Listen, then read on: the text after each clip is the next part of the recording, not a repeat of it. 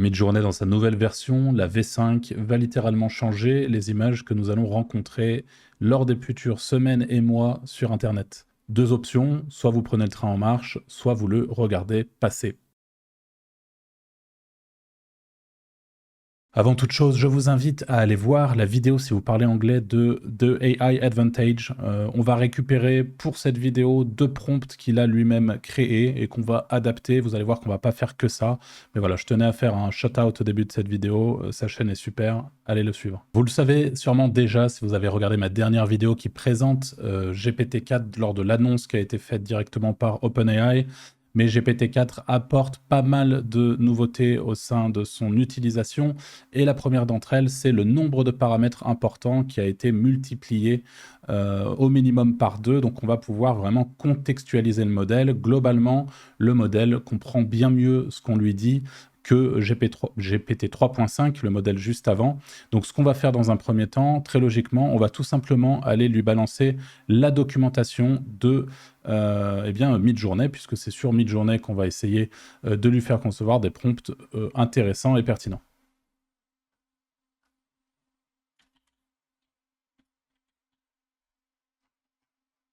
On rajoute à la fin des paramètres qu'on lui rentre, donc on s'assure bien sûr d'être sur GPT-4 et on rajoute à la fin « Est-ce que tu comprends ?» ou « Do you understand ?» en anglais. Mais là, vu qu'on est sur une vidéo française, on va essayer de lui parler français au maximum. Alors bien sûr, les paramètres, par contre, seront bien en anglais. On ne va pas s'amuser à aller tout traduire. Ça a peu d'importance puisque GPT-4 est largement capable de lire et de comprendre un contenu en anglais et de nous répondre en français.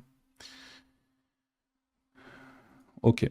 Donc une fois que c'est fait, on continue et on va aller lui ajouter absolument tout ce qu'on peut, tous les paramètres qu'on va trouver dans cette doc et qui peuvent nous intéresser lors de la conception du prompt.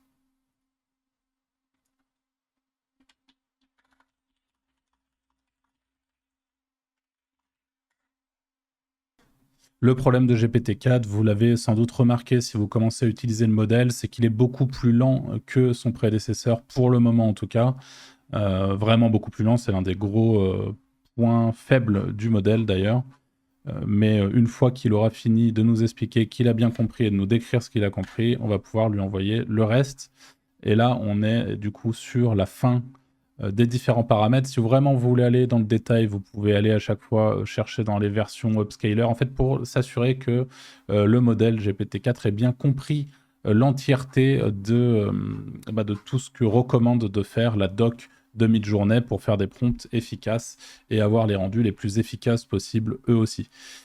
C'est tout l'avantage justement du modèle GPT-4, je le répète, mais qui est de pouvoir encaisser beaucoup de documentation. On l'a vu lors de la présentation où la personne qui présentait a fait un bot Discord en très peu de temps. En fait, il a tout simplement pris la doc de Discord, puisque on le rappelle, mais GPT-4 n'a pas les infos au-delà de 2021, si je ne m'abuse. Et du coup, il lui manque pas mal de paramètres, y compris bien sûr la documentation de la V5 de Midjourney qui vient de sortir, ou alors la documentation de Discord qui est mise à jour en permanence. Et on est en 2023, donc il lui manque clairement 2 ans.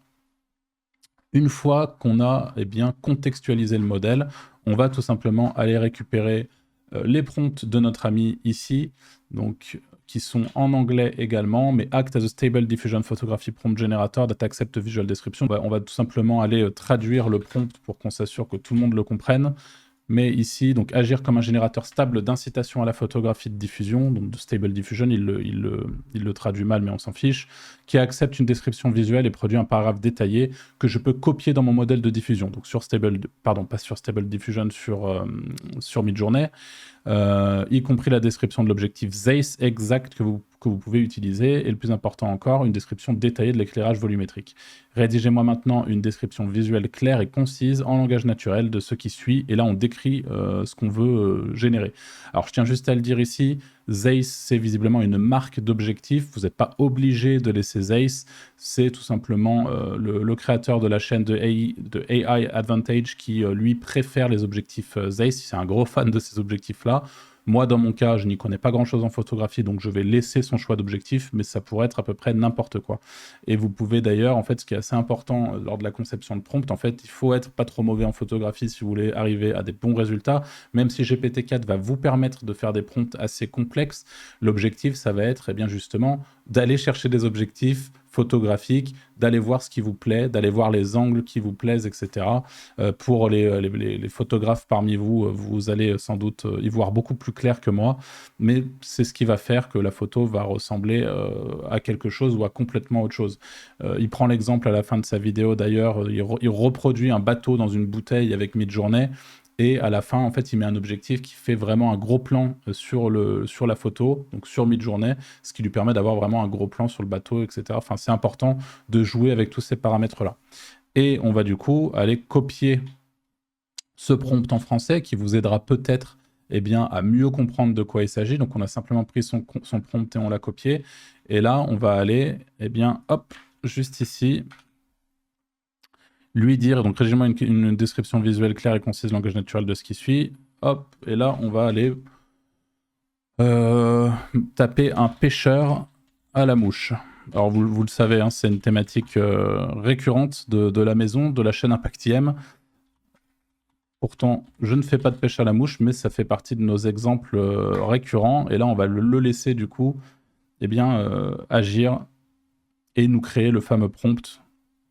Donc, dans cette scène de photographie captivante, nous découvrons un pêcheur à la mouche solitaire, habilement capturé avec un objectif Zeiss Distagone T35 mm 1.4 ZM. Donc ça, l'objectif, c'est lui qui va le chercher en fonction sans doute de la situation qu'on lui demande d'imaginer.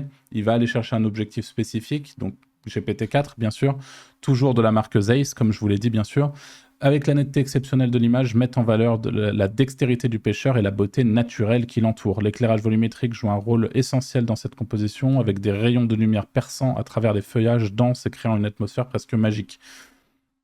Les rayons de soleil se dispersent délicatement à travers la brume légère qui flotte au-dessus de l'eau, créant un effet... Oula, là, il est vraiment parti loin, et apparemment, il n'a pas fini. Donc on va essayer de voir, hein, on va jouer le jeu jusqu'au bout. Alors, j'ai pas été convaincu par les premiers prompts qui ont été générés. En fait, il est beaucoup trop long et vous le verrez, mais au final, l'un des avantages de Midjourney V5, c'est que plus le prompt est court, plus vous allez avoir quelque chose d'assez autonome au niveau du moteur, et le moteur retransmet plutôt bien même les prompts très courts. Donc là, je vais tout simplement lui dire de prendre exemple sur les deux prompts de notre ami, et puis on va aller essayer de faire un nouveau prompt, mais qui sera un petit peu moins spécifique, parce que j'ai l'impression qu'il a eu un petit peu de mal avec tout ce qui est pêche à la mouche. À chaque fois, il reste un peu bloqué sur la mouche. Alors même si les images sont chouettes, c'est absolument pas ce qu'on veut. On va aller chercher du coup un petit peu moins large en parlant d'un pêcheur et voir comment il s'en sort. Donc là, on lui donne les deux exemples. Encore une fois, c'est l'une des forces de GPT-4, c'est qu'on peut vraiment contextualiser ce qu'on veut, lui donner un exemple et lui dire d'essayer de reproduire quelque chose d'assez similaire. Donc là, on va voir ce qu'il nous fait et on va essayer on va vraiment essayer. Le but, c'est vraiment qu'il parte pas trop loin, quoi. Et ça serait bien que le prompt s'arrête assez rapidement pour qu'on ait quelque chose d'assez clair. Ouais, il repart sur son délire de pêcheur au centre du cadre, entouré d'arbres majestueux, etc. On va essayer quand même de respecter son prompting. C'est un petit peu moins violent que celui qui était juste là, puisqu'il a vraiment essayé de prendre exemple sur ces deux prompts-là. Donc, on va voir ce que ça donne. Imagine prompt comme d'habitude, et là, on est parti. Et on est du coup sur la fin de notre prompting qui, encore une fois, je viens de me rendre compte, a rajouté la pêche à la mouche et non pas le pêcheur. Donc on va tout simplement aller lui demander d'aller refaire la même chose avec un pêcheur, et sans partir dans ce délire de pêche à la mouche. Mais cette fois-ci, pour le coup, on est sorti, donc le prompt est plus efficace, puisque là, on a enfin ce qu'on veut, c'est-à-dire un pêcheur en train de pêcher. Et là, ce qu'on va faire, c'est qu'on va aller, par exemple, upscaler l'une des images qui me plaît, donc avec la rivière sinueuse, etc. On a à peu près tous, enfin, on a en tout cas les éléments repris à l'intérieur du prompt et de manière assez efficace. Et là, on va aller upscaler directement la première image. Et vous le voyez, l'upscale est instantané. Là, c'est l'une des grosses différences avec Midjourney dans sa version 5, c'est que le prompt nous fait quelque chose d'assez instantané. Alors là, en l'occurrence, on peut lui reprocher certaines choses, hein. On a du mal à voir la tête du pêcheur, on voit pas nécessairement sa canne. On comprend par contre qu'il s'agit d'un pêcheur dans une rivière assez rapidement, mais ça mériterait sans doute plusieurs générations supplémentaires, ou alors le choix typiquement de cette image-ci, qu'on peut d'ailleurs upscaler tout de suite, et qui sera peut-être un petit peu plus représentatif, puisque là, oui, on voit bien la canne, le pêcheur de dos, l'image, voilà, l'image est beaucoup plus nette, beaucoup plus claire, et typiquement, alors après, à vous de voir si vous le feriez aussi, mais si j'avais un article, puisque je vous le rappelle, mais cette chaîne est quand même relativement axée et sur les nouveautés que propose l'intelligence artificielle dans leur globalité, mais aussi sur mon activité d'éditeur de site et de business web. Et là, en l'occurrence, si je voulais intégrer cette image à un de mes sites qui parlerait éventuellement de pêche, je le ferais sans hésiter. L'image est chouette, de dos. Voilà, moi, en tant que non-professionnel de la photo, ça me choquerait pas énormément si je voyais l'image comme ça. Je me dirais pas, waouh, c'est de l'IA, directement, loin de là. L'image est bien faite. Et là, pour le coup, second prompt avec toujours notre fameux pêcheur. Ici, on a un pêcheur comme ça. Ici, un autre pêcheur. Et ici, alors je vais aller upscaler, par exemple, la deuxième image qui me semble plutôt chouette, même si là, elles sont toutes réussies. Bon, on a pareil, hein, c'est pas irréprochable pour autant. À voir ce qu'on peut faire. On le rappelle, c'est la première génération, donc génération d'images, à tout moment, on peut régénérer en faisant ça. Mais l'objectif, c'est pas nécessairement ça, c'est de vous montrer qu'en très peu de temps, on arrive à créer du coup, avec l'aide de GPT-4 qui a été contextualisé et auquel on a donné de la donnée, et bien, enfin de la data sur justement l'utilisation de la V5, on va aller faire le dernier prompt et on va essayer d'aller faire cette fois-ci fais-moi. Alors maintenant, on va lui dire et maintenant un guerrier au Moyen-Âge. Un guerrier au Moyen-Âge, on va voir ce qu'il nous fait, hein, mais on aurait pu mettre chevalier.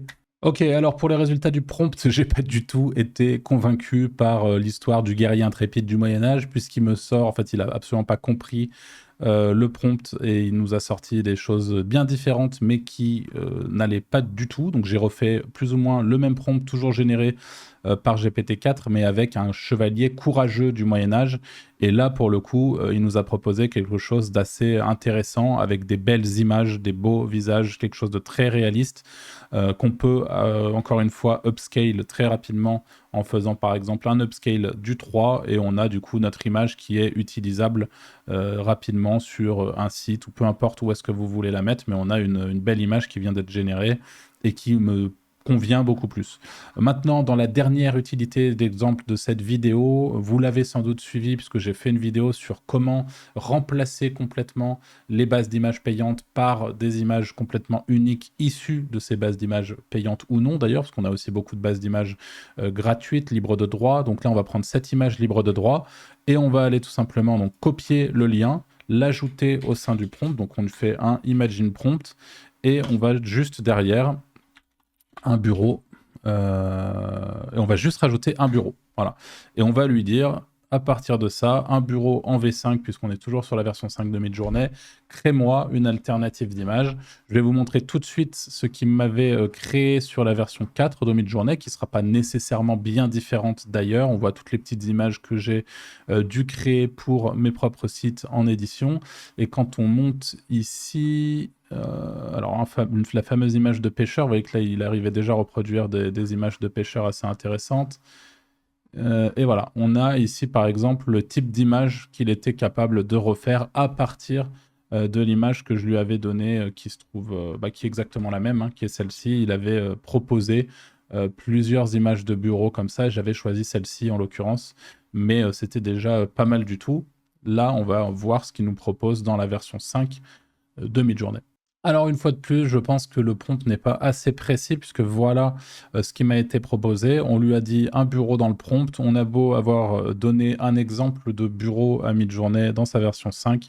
on voit que il nous a donné un bureau simple et on n'est plus sur la salle de réunion en fait qu'on avait dans la première image.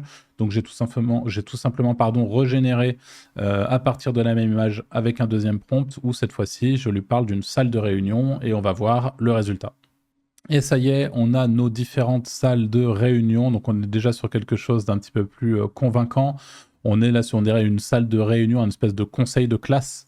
Donc on a des images d'une meilleure qualité. Alors est-ce qu'elles sont meilleures que celles proposées sur la version 4 de Midjourney? Ça, je ne sais pas, mais en tout cas, on peut assez rapidement générer des salles de réunion, des bureaux, de manière toujours assez réaliste. On va prendre par exemple un upscale immédiat toujours de cette troisième version qui est assez convaincante, avec beaucoup de lumière, un peu à contre-jour. Mais qui fait le boulot. En tout cas, elle est très réaliste. Vous trouverez en description les prompts que j'ai utilisés, le lien vers la vidéo dont je vous parlais au début de cette vidéo. Je vous dis à très vite pour une prochaine vidéo. Salut!